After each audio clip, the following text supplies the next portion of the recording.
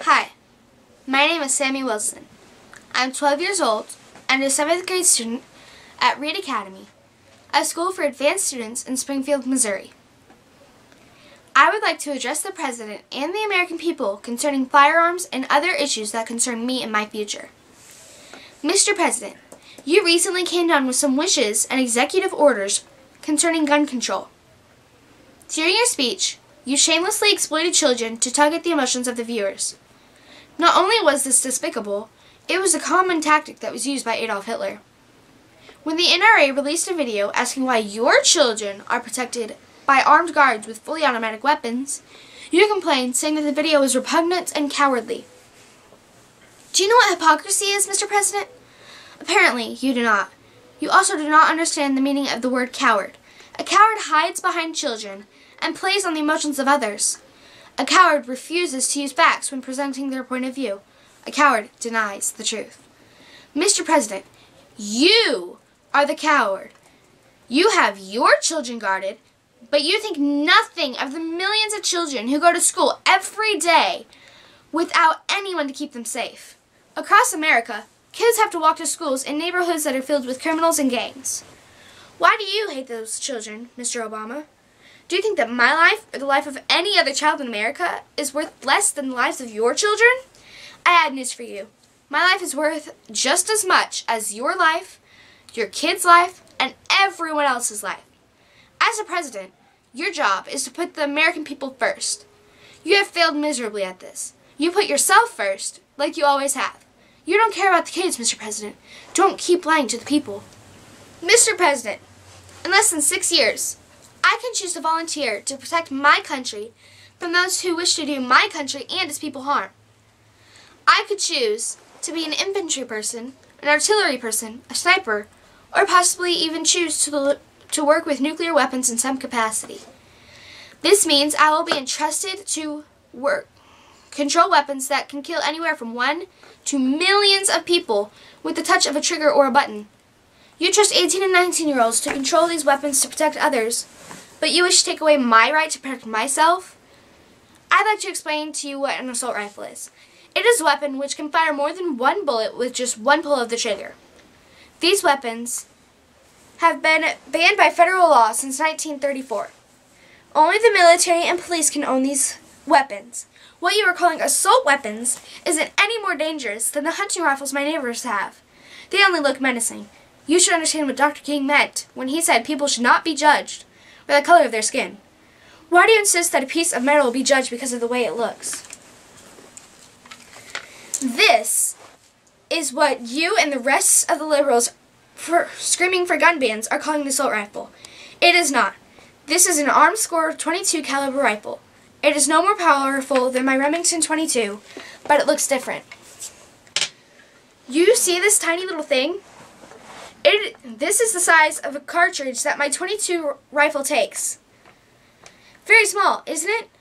Yet, for some reason that no one can seem to figure out, you seem to think that this is the exact same weapon and ammunition that our soldiers use, and it is not. Please quit spreading fear into the people by lying to them. Would you think a 4-year-old wearing a Rams number 55 jersey is an NFL linebacker just because he or she has the shirt on? I hope not. James Laurinaitis is the Rams linebacker that wears number 55. So, why do you think that a Ruger 1022 is an assault rifle? Just because of a few plastic attachments that make it look similar to an AR-15? By the way, I hear that some people think the AR means assault rifle. You are wrong. It stands for the company that first made a gun that looked like that. The name of the company is Armalite. This is another liberal misconception that is causing division among the people. In school, we are studying the Constitution. The Second Amendment says, a well-regulated militia, being necessary to the security of a free state, the right of the people to keep and bear arms, shall not be infringed.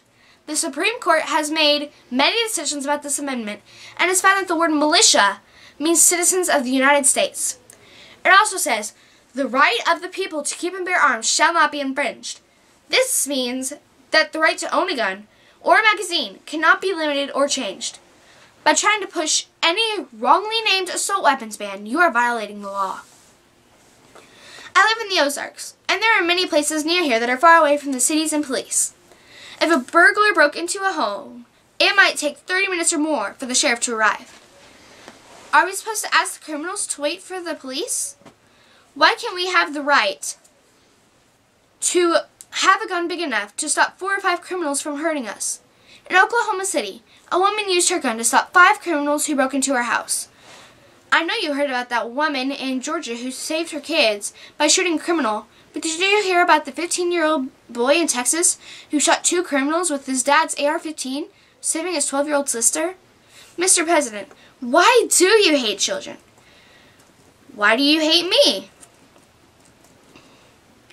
I haven't done anything to you, but you want me to be unprotected. You want me to be defenseless. You want to make it so my dad couldn't protect me if a murderer broke into my home. Mr. President, why do you hate me? You ruined the economy, making it hard for people to find jobs. In 6 years, I will be ready to go to college. If things don't change, I won't be able to find a job.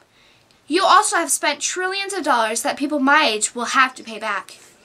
Mr. President, why do you hate me? Thomas Jefferson, Gouverneur Morris, John Adams, Thomas Paine, John Dickinson, Edmund Randolph, James Madison, Roger Sherman, James Wilson, and George Wythe spent a long time writing the Constitution so the government would be restricted and the people would be protected from a government that was out of control. You want to make the Constitution invalid, and that means the government is out of control. My dad told me about the things my grandfather did in Germany during World War II. He was one of the men who were at Remagen, building a bridge so the army could help save the German people from the atrocities of Hitler's Nazi government. My dad also introduced me to Rex Pierce, a very nice old man who was also at Remagen in the Battle of the Bulge. Mr. Pierce told me how Germany made guns illegal for people to own, thinking that the government would never turn on them. Over 6 million Jews died because of the evil people who took the guns from them and left them without protection. Stalin killed 20 million Russians after they lost their gun rights. Mao Zedong did the same, took away guns, and then killed 20 million people. In Turkey, it was the same thing. Cambodia also. You follow in the footsteps of such dangerous, evil men wanting to take away our gun rights. Then you have the audacity to ask us to trust you, and you lie and say it will be safer? Mr. President, why do you hate me? Why do you hate children? Malone lave, Mr. President. Malone lave.